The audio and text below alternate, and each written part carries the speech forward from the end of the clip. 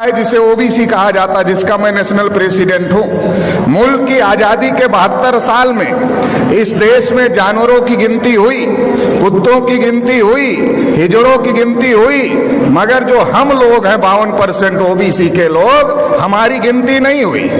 OBC के लोगों को ब्राह्मण हमेशा इस काम पे लगाता है कि इनको मुसलमानों से लड़ाई करने के काम पर लगाते रहो। जब ये मुसलमानों से लड़ाई करने के काम पर लगे रहेंगे तो ये अपने हक अधिकार की आवाज बुलंद नहीं करेंगे, और जब ये अपने हक अधिकार की आवाज बुलंद नहीं करेंगे तो इनके हक अधिकार पर ब्राह्मण कब्जा कर करके रखेगा।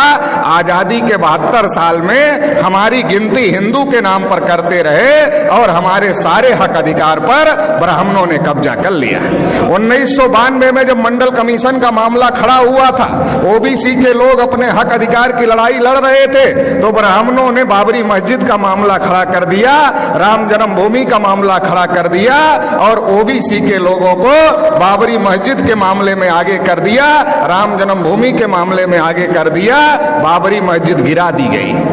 और जो ओबीसी की नौकरियां थी, जो 12 करोड़ नौकरियां ओबीसी को मिलने वाली थी, वो ओबीसी को नहीं मिली, उस पर ब्राह्मणों का आज भी कब्जा है। और मुसलमानों की मस्जिद चली गई, मतलब हमारी नौकरियां चली गई, आपकी मस्जिद चली गई, और रिजल्ट आया ब्राह्मणों के फेवर में, मंदिर बन गया। अभी मोदी जी अपने को ओबीसी कहते हैं, मगर उन्होंने ट्रस्ट घोषित किया, ट्रस्ट में एक भी ओबीसी के आदमी को मेंबर नहीं बनाए। जब मुसलमानों से लड़ना है तब हम हिंदू हैं, जब हम अपने हक अधिकार की बात करते हैं तब हम हिंदू नहीं हैं। मुसलमानों से लड़ाने के लिए हमको हिंदू बनाते हैं, और इस देश में हिंदू है कौन? ओबीसी के लोगों को ब्राह्मणों ने हजारों साल से शूद्र बनाकर रखा, पढ़ने लिखने के अधिकार से, धन संपत्ति रखने के अधिकार से, बोलने सुनने के अधिकार से, सभी अधिकार से वंचित करके रखा।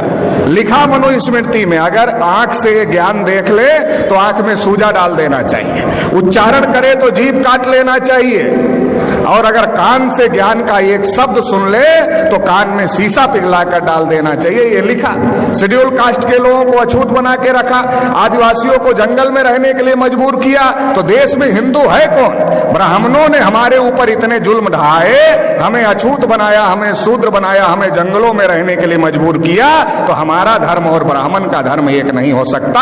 हम हिंदू नहीं है। आप रामायण पढ़ लो, महाभारत पढ़ लो, गीता पढ़ लो, वेद पुराण पढ़ लो, श्रुति स्मृति पढ़ लो, कहीं पर भी हिंदू लिखा हुआ नहीं है, क्योंकि ये हिंदू हिंदी भाषा का शब्द नहीं है, ये हिंदू संस्कृत भाषा का भी शब्द नहीं है, ये पर्शियन भाषा का शब्द है, जिसका अर्थ होता है हारा हुआ, नीच, कायर, काला, चोर, गुलाम।